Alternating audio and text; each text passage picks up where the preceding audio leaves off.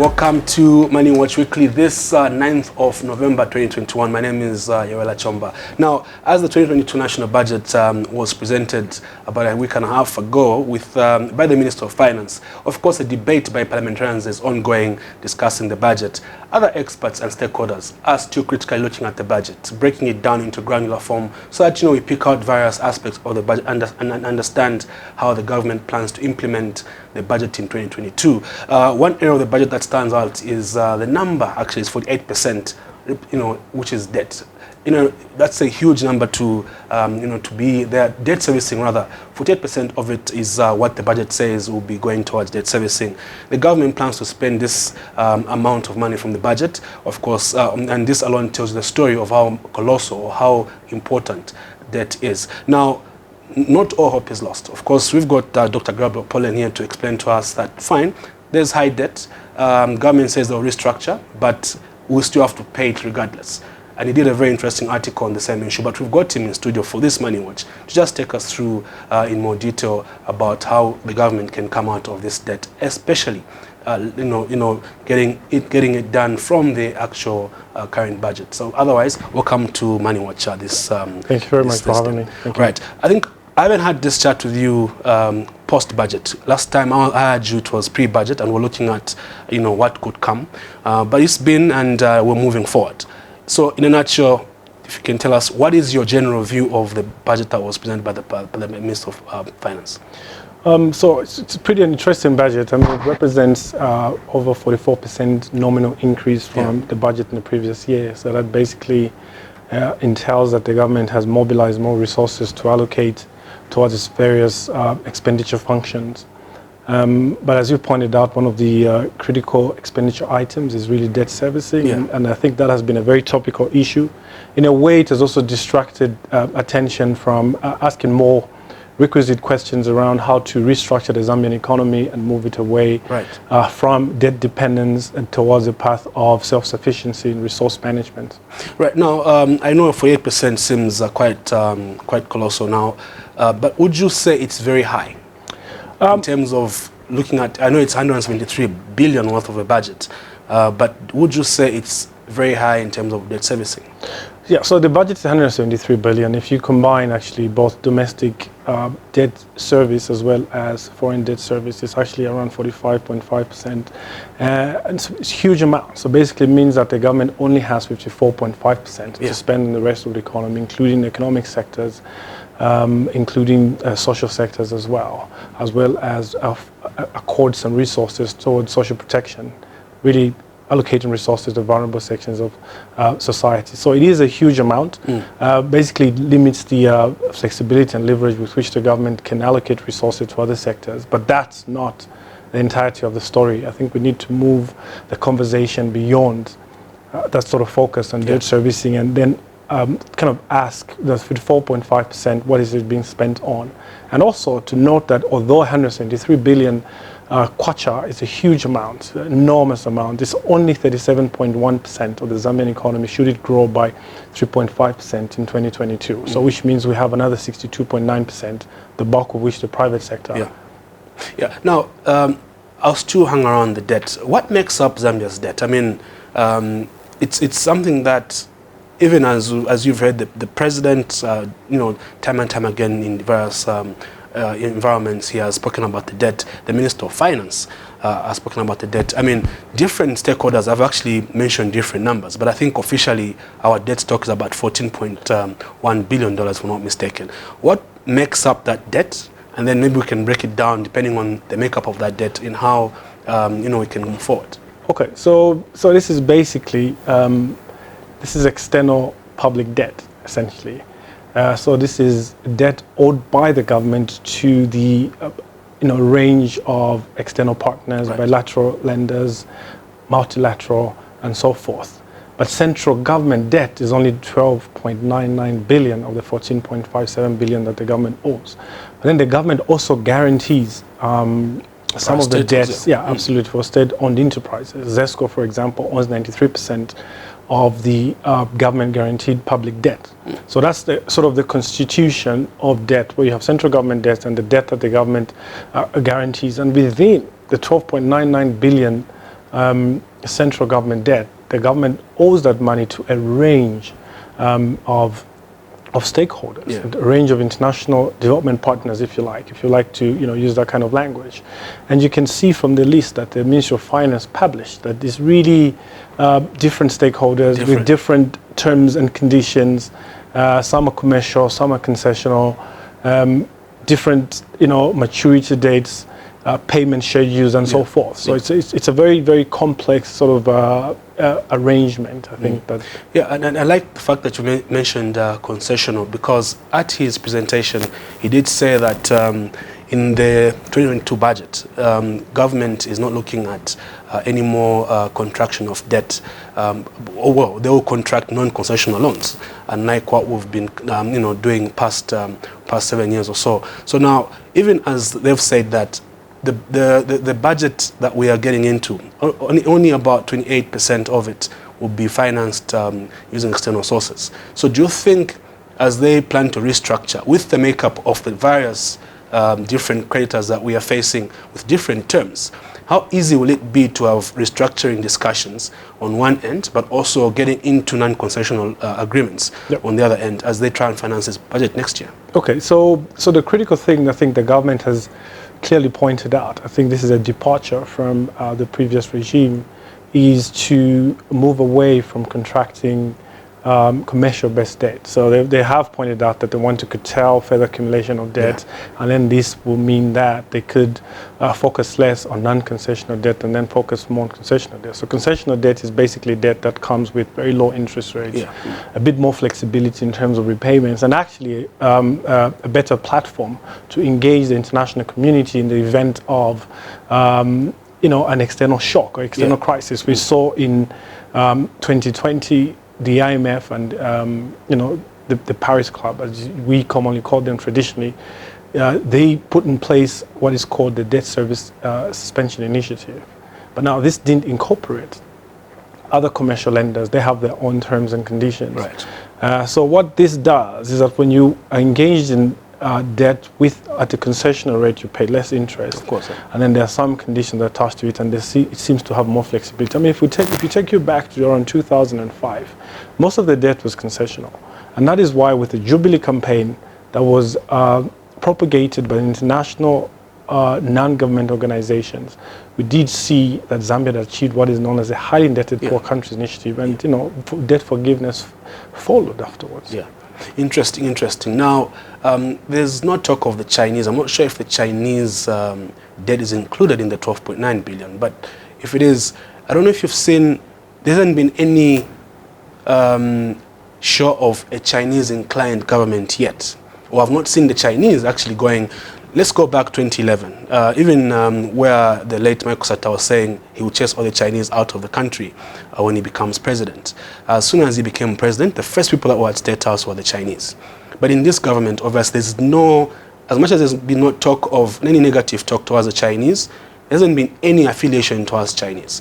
Do you feel restructuring discussions will move okay from that side? So basically, China is a very important international development partner for Zambia. Not necessarily international development and infrastructure development for the country more broadly, but also in terms of the way in which China also extends its help to the country. We did see that China participated in the DSSI, the Debt Suspension Initiative, and also bilaterally cancelled some of the debts and increased their grants.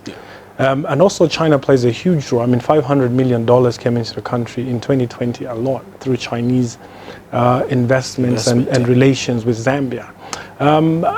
I believe the president is, and the regime in general is open to ensuring that Zambian interests are put first. So it's not the Chinese interests or the interests of the West, but it's about Zambian interests and being able to ensure that the relations that the government engages in reflect the interests of the Zambians and move the country forward. Right. Now, So the discussion around debt will not end, and of course government wants to restructure, but you did an article recently of how Zambia can actually tap into its budget and move on to repay most of its debt. I want you to go in more detail of that article that you did, especially that you did agree that fine, they can restructure, but at the end of the day, we still have to pay no one, unless if we go back to what transpired in 2005.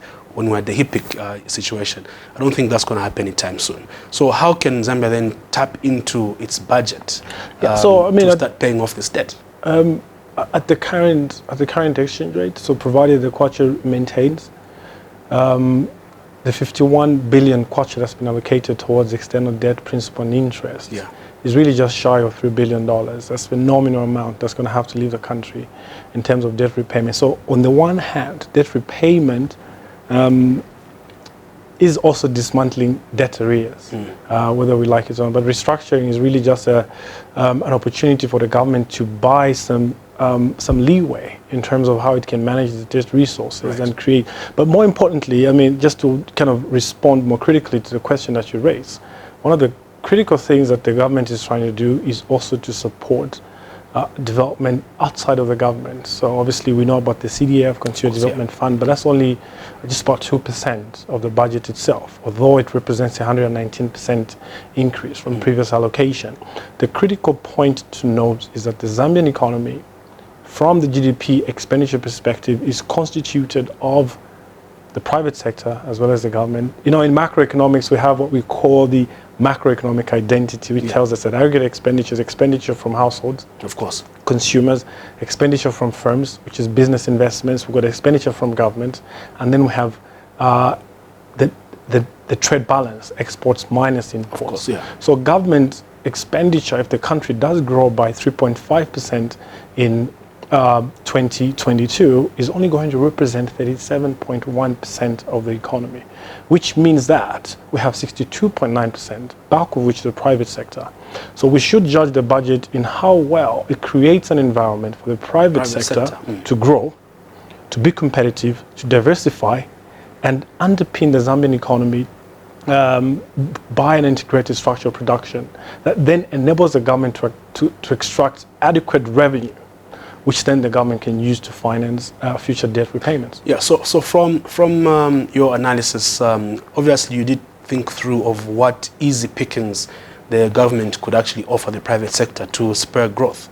What would you pick out as, if they could do these 3, 4, 5 things, then you would see growth happening, in the private sector. And did you see those things in the budget? Yes, we do see those things in the budget. I mean, the budget contains a range of fiscal incentives and some fiscal changes that have been put in place.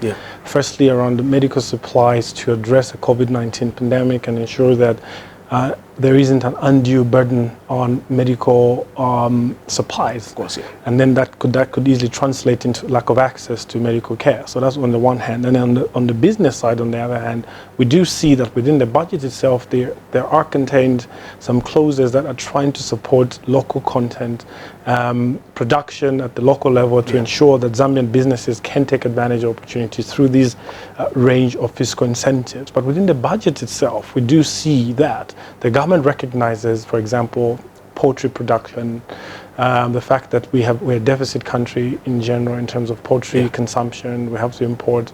And then, so the government has put in place very specific fiscal incentives to attract private investment, particularly local investment, into some of these economic initiatives. The other thing that we have seen that has happened, although it's not very, very clear in the budget, is the idea of governance. And I think this is what the New Dawn government has tried to focus on. So basically, putting in place systems and mechanisms for ensuring that Zambia remains a credible partner with the international development community, starting with the head of state. And we have seen, for example, from his recent visit, United Kingdom, where he signed about £1 billion worth of investment into renewable energy and so forth.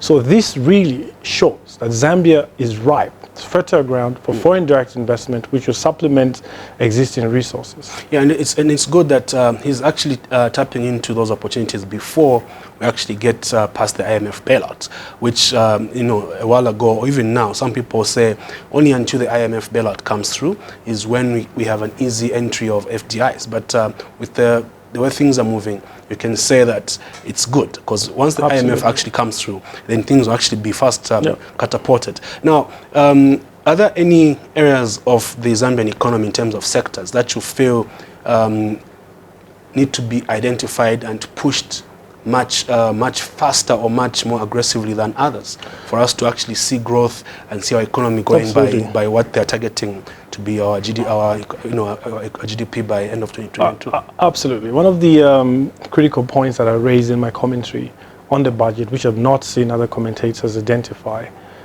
which I think is a nuanced argument towards the budget in terms of how we could strengthen it and reinforce the development plans and economic agenda that we have for the country, is the fact that when you do project growth, it's essential that those projections must tell us where that growth will come from. Right. So what are the growth drivers? And are these growth drivers in alignment, for example, with the national development plans, agricultural sector, for example, tourism, mining production, manufacturing. So if we say Zambia's economy is going to grow by 3.5%, out of the 3.5%, how much of that contribution is going to come from agricultural sector? Yeah.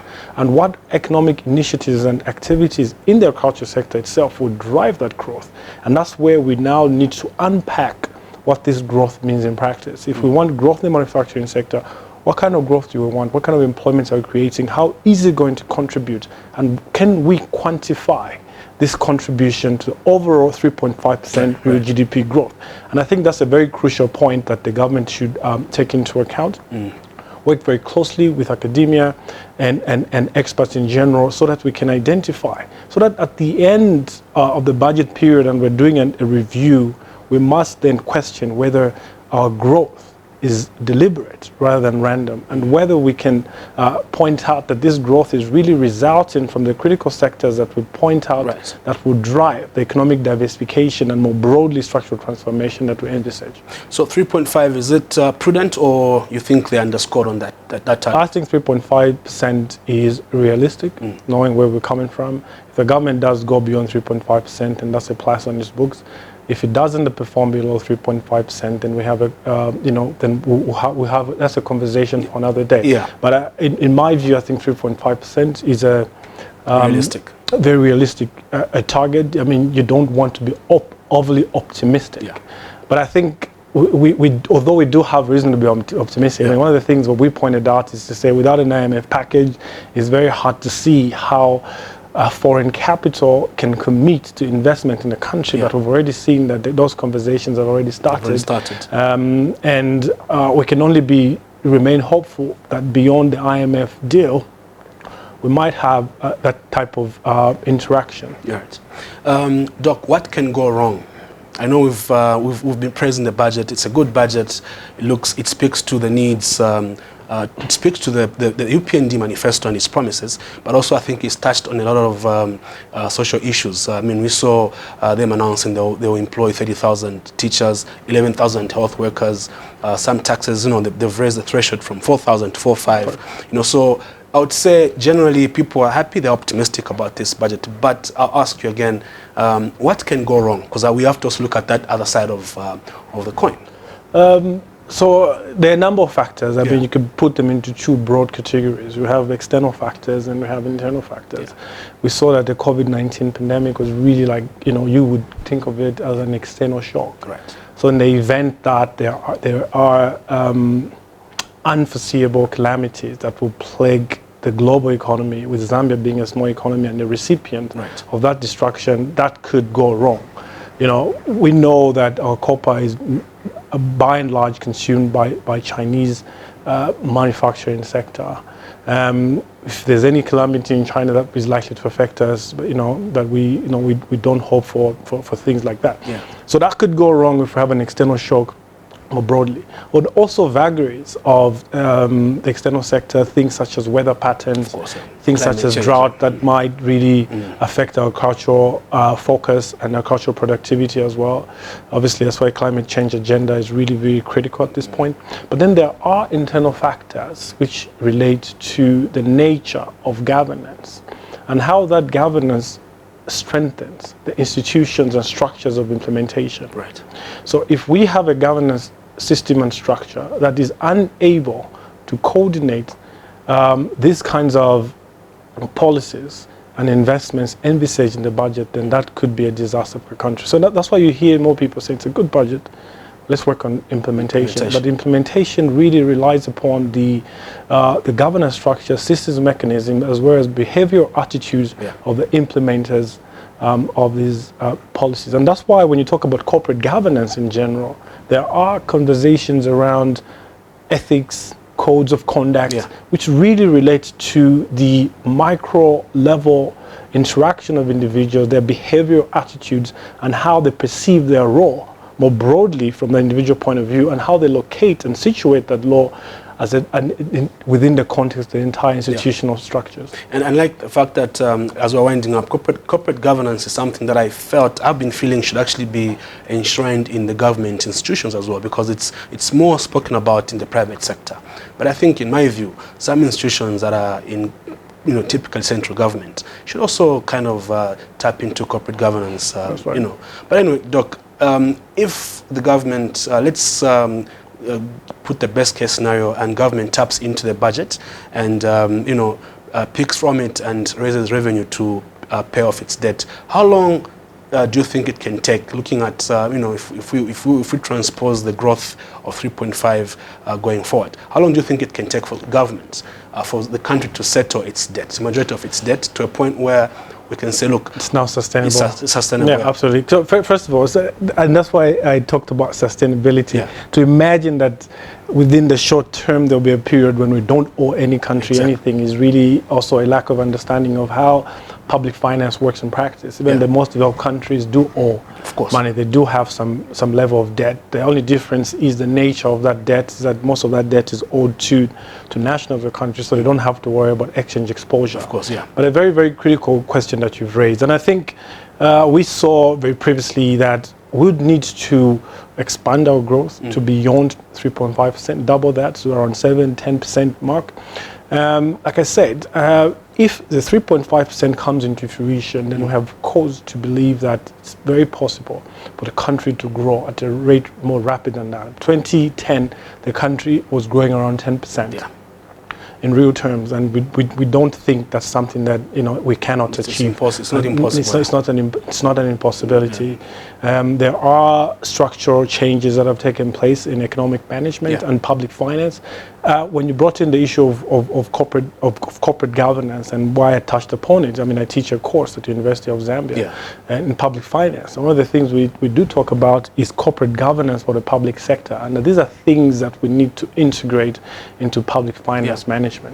Interesting. So I'll give it, at the current rate that we're beginning, I'll give it 3 years. Is that a realistic view of Zambia coming out of the debt doldrums, being more sustainable? I would say at least 3 years. Okay. At least 3 years. At least 3 years. So 3 to 5 years. Around the 5-year mark, we should say, okay, we can comfortably pay for this debt using our domestic resources, but also at the same time. So my view is my expert opinion, I think, around getting away from that is really the long-term trajectory that the country will take, and this is really to focus on structural transformation for Zambia, and that is why my emphasis is, when we project that we're going to experience 3.5% growth, let's be specific about quantifying what the growth drivers are and whether these reflect the diversification agenda that we anticipate. Interesting. Doc, thank you so much for coming to Amani Watch. Thank you so much for having me. All right, so that was Dr. Gabriel Paulen, who is a lecturer at UNZA and also a senior researcher at Center for Trade Policy and Development, coming through to look at debt issue and going into it in more detail. But thank you for coming through as well. See you next week. My name is Yoela Chomba.